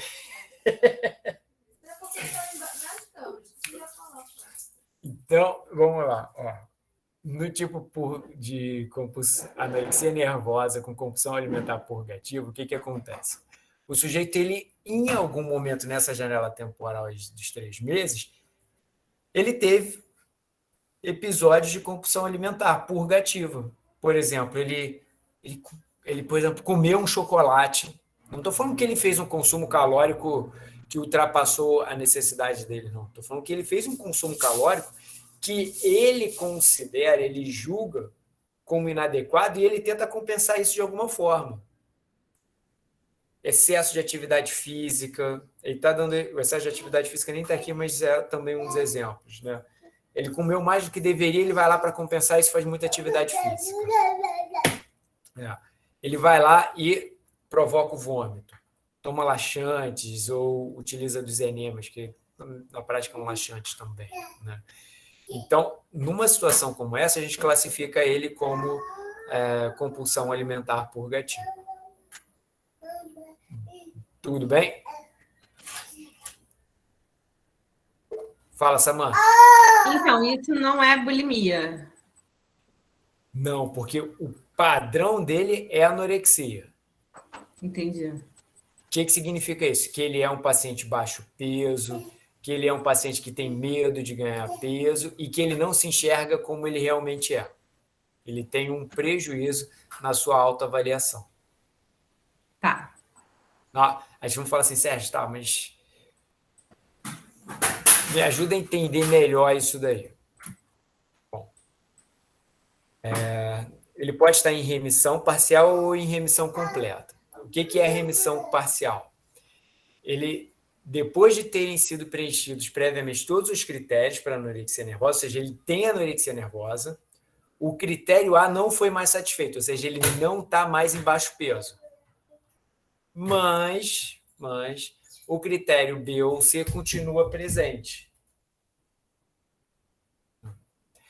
O critério B ou C continua presente. O que significa isso? Que ele continua com medo de ganhar peso e ele continua não se enxergando adequadamente. Mas, entretanto, ele não está mais com IMC tão baixo. Ele já está com IMC de eutrofia. Isso é uma em remissão parcial. Para estar em remissão completa, ele precisa estar na seguinte situação. Depois de terem sido satisfeitos previamente todos os critérios, nenhum dos critérios foi mais satisfeito por um período sustentado. Ou seja, ele não tem mais medo de ganhar peso, ele não tem nenhum prejuízo na sua autopercepção corporal e ele está com o IMC pelo menos adequado. Se isso se mantém por um período de tempo que o DSM-5 não estipula, mas a gente julga algo em torno de 1 a 3 meses de forma segura, tá? Ele está em remissão completa. Mas caso ele volte a ter medo de perder peso ou comece a não se julgar adequadamente, a gente pode dizer que ele está retornando para o quadro de anorexia nervosa. Aí vão falar assim, Sérgio, é difícil de avaliar essas questões aí, o item B e o item C. Como que a gente pode fazer isso? Vamos lá, vou mostrar para vocês um material aqui. Sérgio, Fala, pode falar, Juliana. essa questão do período sustentado é bem impreciso, né? Sim. Porque pode ser 3 meses, Isso. 6 meses. 3 já pode dizer que é um período sustentado. Ah, tá. A partir de 3, né? Aí já... Mas é um julgamento que é um pouco complicado de fazer. Por quê? em que momento, precisamente, o medo dele de ganhar peso se perdeu? É difícil de dizer isso. Em que momento ele parou de ter medo de perder peso ou ele deixou de desejar perder peso de forma inconsequente? Não dá para eu definir, foi no dia tal e a partir do dia tal eu vou começar a contabilizar esse tempo, entende? A partir de que momento ele começa a ter uma relação saudável com o corpo? É difícil de definir isso. É difícil de definir até quando ele não tem uma boa relação com o próprio corpo. E aí eu vou mostrar para vocês o BSQ 34. Tá? Estou apresentando para vocês na forma de uma planilha, porque é exatamente assim que eu aplicava. Né? Então, como é que funciona essa planilha aqui? Né? Eu vou deixar essa planilha com vocês, tá? Eu só não coloquei no grupo da manhã, porque eu precisava explicar a planilha para vocês antes de colocar esse material disponível para vocês, para que vocês não fizessem um uso inadequado dela. Tá? Como é que funciona? Ela funciona da seguinte maneira. Essa ferramenta é uma ferramenta de pesquisa que contabiliza a qualidade da relação do sujeito com o próprio corpo, considerando as últimas 2 semanas. Então, ele vai funcionar da seguinte maneira. São, como o nome diz, 34 questões em que o sujeito ele vai responder com que frequência essa questão ela é verdadeira. Entre nunca, raramente, às vezes, frequentemente, muito frequentemente e sempre. A planilha que eu criei, você coloca o número 1 do lado na resposta correspondente. Né? Então, vamos lá. Primeiro item. Sentir-se entediado faz você se preocupar com sua forma física. Então, nesse item aqui, o sujeito ele vai pensar, nas últimas 2 semanas, com que frequência essa pergunta é verdadeira? Nunca, raramente, às vezes, frequentemente, muito frequentemente ou sempre. O BSQ 34, ele foi da forma como estão as questões aí, foi validado, a tradução foi validada para a língua portuguesa. Tá? E as questões são exatamente assim. Tá? Aí você vai falar assim, Sérgio, mas a questão está meio estranha, não podia ser perguntada de uma outra forma? Se você estiver fazendo uma pesquisa científica, eu vou dizer para você categoricamente que não, você tem que perguntar exatamente da forma que está ali. E outra questão, você não vai nem perguntar, você vai deixar o paciente ler e ele mesmo fazer a pergunta. Tá? Ele mesmo vai responder a pergunta sozinho, porque esse é um questionário auto-aplicável. Auto-aplicável. Então, mas na prática clínica, o meu objetivo é identificar como é que está a relação dele com o próprio corpo, mas eu não quero somente saber como é que estão as respostas, eu quero olhar para esse paciente. Eu quero ver qual é a resposta física dele, como é que é a expressão dele, como é que é a fala dele, como é que ele interpreta essa questão, quais são as perguntas que ele vai me fazer depois que eu fizer a pergunta para ele.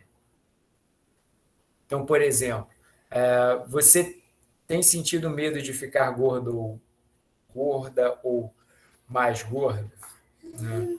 Ou, por exemplo, tem questões que são bem específicas. Por exemplo, você já se preocupou com o fato de suas coxas poderem espalhar-se quando se senta? Então, tem algumas perguntas que elas são bem específicas, tem outras que talvez sejam mais sensíveis, como, por exemplo, essa daqui. Você já se sentiu tão mal a respeito do seu corpo que chegou a chorar? Então, a pessoa vai responder pensando nas últimas 2 semanas com que frequência isso é verdadeiro. Tá? Eu achei que vocês estavam vendo a tela, vocês não estão vendo o que eu estou compartilhando, né? Sim, deu para ver, professor. Agora que sumiu. Tá. Vou ver a tela aqui, pai. Tá bom, pai.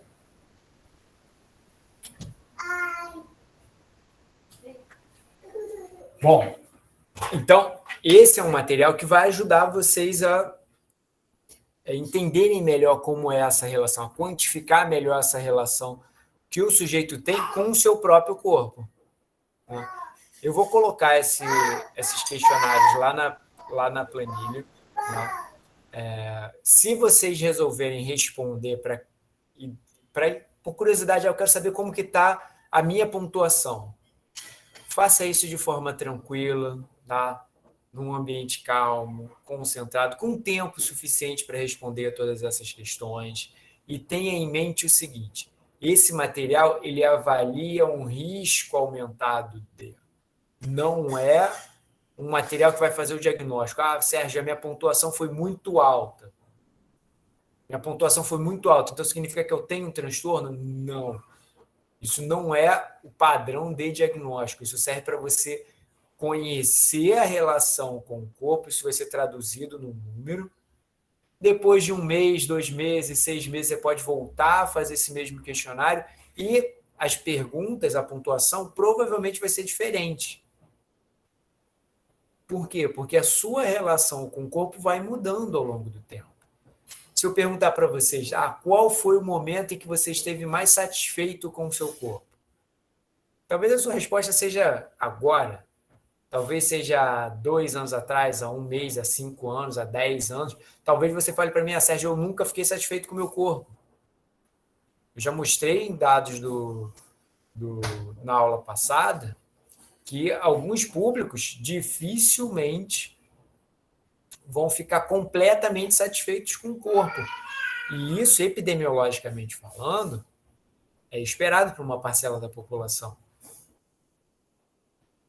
Esse questionário não é para diagnosticar transtorno, Stephanie, é para mensurar a relação do sujeito com o seu próprio corpo. O EAT26, que é um outro questionário que eu ia apresentar na semana que vem, né, que eu vou apresentar na semana que vem porque o nosso tempo já está acabando, aí sim é um questionário que investiga o risco do transtorno alimentar de uma forma geral. Tá? Esse que eu estou mostrando primeiro é para identificar, para mensurar a distorção, ou melhor dizendo, distorção não, mas a relação do sujeito com o seu próprio corpo. Existe uma outra ferramenta, que eu vou mostrar para vocês agora, que para alguns eu já mostrei na aula de avaliação, tá? Que ela vai...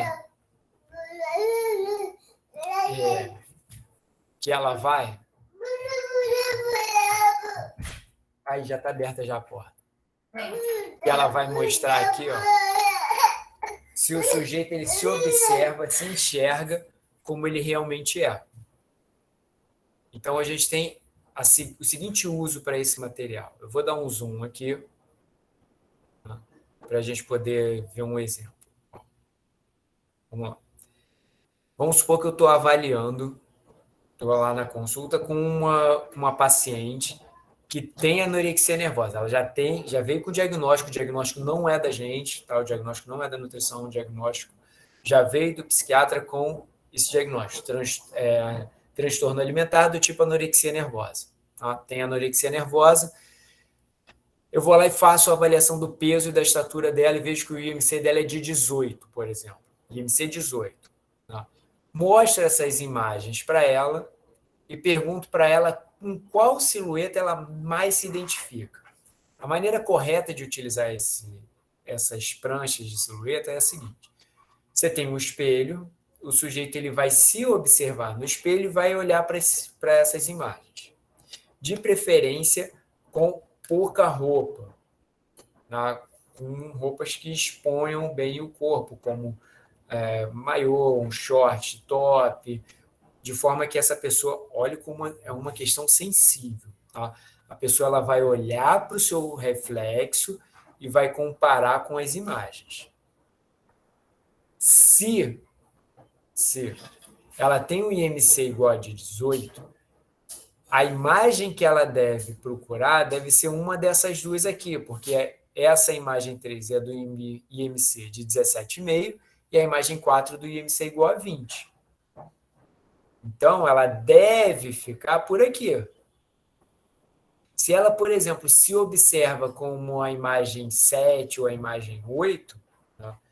isso é um forte indicador de que ela tem uma distorção na percepção da autoimagem corporal. Aí você vai falar assim para mim, Sérgio, tá, mas ela pode estar se julgando com uma imagem 7 porque ela estava lá naquele exemplo que você falou antes da coxa. A coxa dela é maior do que ela considera como padrão de beleza, essa é a parte do corpo que mais a incomoda, então ela se julgou como 7 em função do quadril e das coxas. Mas, na verdade, se ela for questionada sobre a parte superior, ela vai se julgar como 5 ou como 4. Tá? Então, notem que a escolha, esse material foi planejado para que a escolha seja única. Se o paciente questionar, não, mas de perna eu sou assim, de glúteo eu sou assim, não. Aí você vai falar, tá, mas qual dessas imagens, uma única, mais se aproxima daquela que você se julga? Aí ela vai fazer essa escolha. Tá? Talvez ela faça uma média, talvez ela... Não sei como que ela vai chegar a essa conclusão, mas essa conclusão ela vai me mostrar se existe ou não uma distorção entre aquilo que ela é e aquilo que ela se percebe.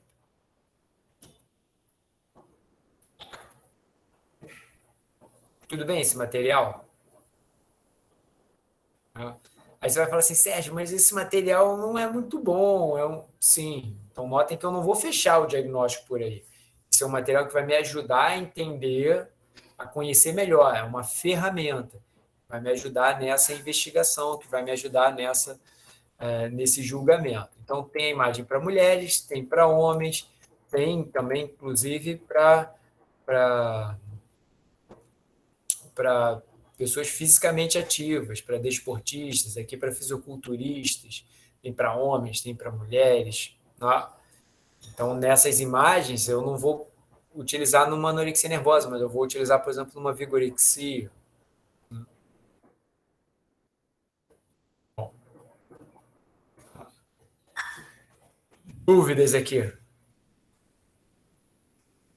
Então, tem que ter os 3 itens contemplados, pode ser do tipo, aqui, ó, do tipo 1 ou do tipo 2, ou seja, restritivo ou de compulsão alimentar purgativa. Critério, isso aqui eu já falei para vocês, o critério para investigar a gravidade é relacionado com o IMC, leve, moderado, grave ou extremo, de acordo com o IMC. Aí você vai falar assim, Sérgio, meu Deus do céu, um IMC igual a 15, o que significa isso? Vamos fazer uma continha aqui rápida. Ainda tem alguns minutinhos na minha aula. Vamos lá. Vou usar o meu exemplo aqui. Ó. Eu tenho 1,76 m vezes 1,76 m vezes 15, isso dá 46,4. Ou seja, para eu ter um IMC igual a 15, eu teria que pesar 46,4 quilos. Notem que é realmente muito extremo.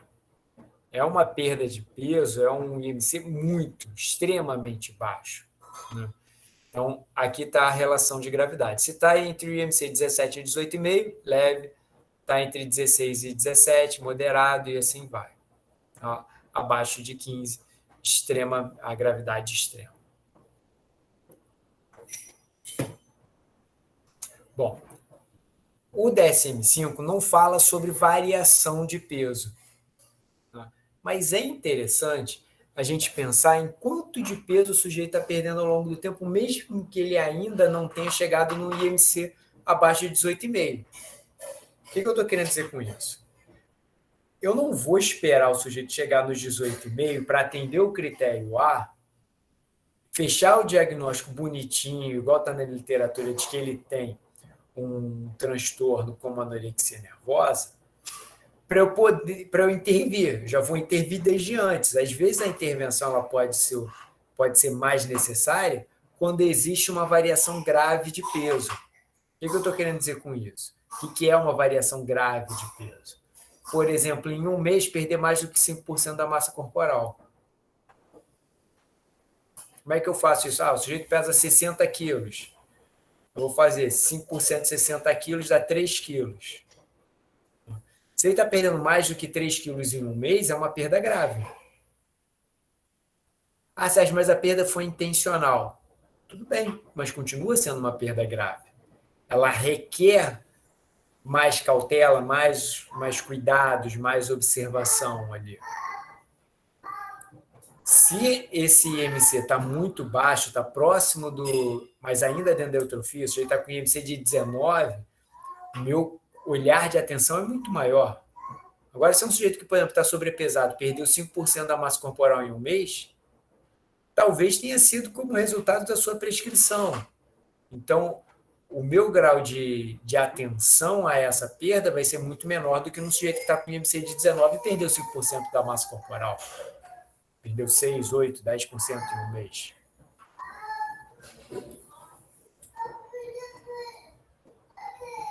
Sim, eu vou colocar a apresentação lá no grupo, sim. Ó. Outra questão que eu preciso ficar atento é o exame físico. Vou observar sinais clínicos da desnutrição. Observar a pele, observar, por exemplo, aqui, ó, musculatura adutora do polegar. Essa musculatura aqui, ó, está relacionado com a movimentação manual, com déficit de massa magra, incapacidade física. Vou observar, fazer um exame físico geral, observar como que está a atrofia de musculatura. Por exemplo, em escápula, é normal você ver essa musculatura preenchida, não é normal você ver o gradil costal completo, como está apresentando nessa imagem, não é normal você ver a curva da crista ilíaca completa. Então, esses são sinais de uma desnutrição severa. As imagens aqui são bem intensas, né? E, por incrível que pareça, o sujeito ele não consegue se perceber como ele é. Por exemplo, essa mulher aqui da imagem da direita. Às vezes, ela gostaria de ter os músculos do abdômen aparentes. E ela acha que se continuar perdendo peso, a musculatura vai ficar aparente. Mas não vai, porque a musculatura está atrofiada. Então, se ela tivesse uma musculatura melhor desenvolvida, a musculatura ficaria aparente e ela talvez ficasse mais satisfeita com a sua silhueta. Mas ela acredita... Obrigado, minha filha. Ela acredita que a perda de peso vai fazer com que a musculatura fique mais aparente. Só que, no caso, está fazendo com que a musculatura fique atrofiada.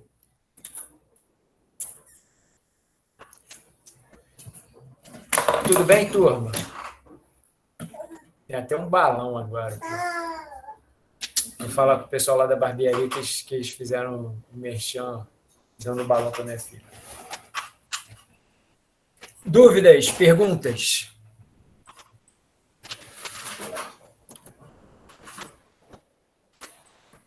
Eu tenho uma dúvida, mas é sobre coordenação. Você ainda está segunda e quarta lá na coordenação, discurso? Sim, segunda-feira, manhã e tarde, quarta-feira, manhã e tarde. Orientação de monografia, sexta-feira, de 10 a meio-dia, e é só. E terça e quinta eu tô dando aula. Tá bom, professor, obrigada.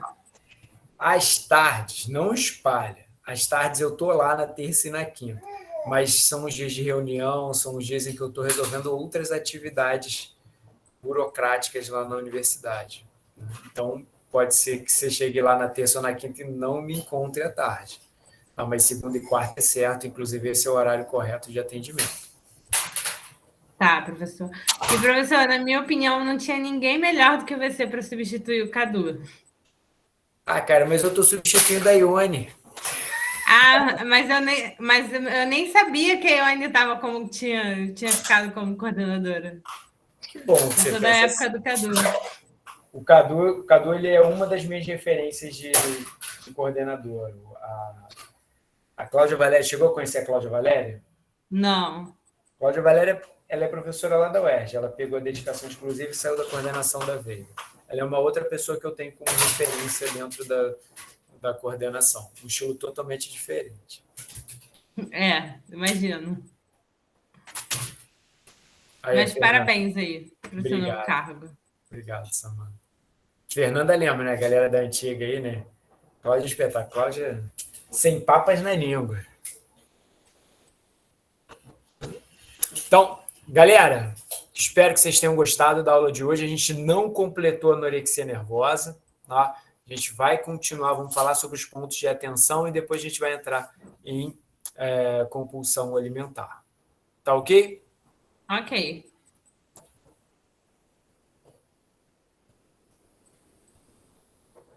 Ó, minha mãe fica falando assim, ó. Quando a galera elogia demais é porque vai pedir alguma coisa. Vai, Samantha. Depois eu sei que você vai pedir, já tá querendo saber até o horário que eu vou atender. Não,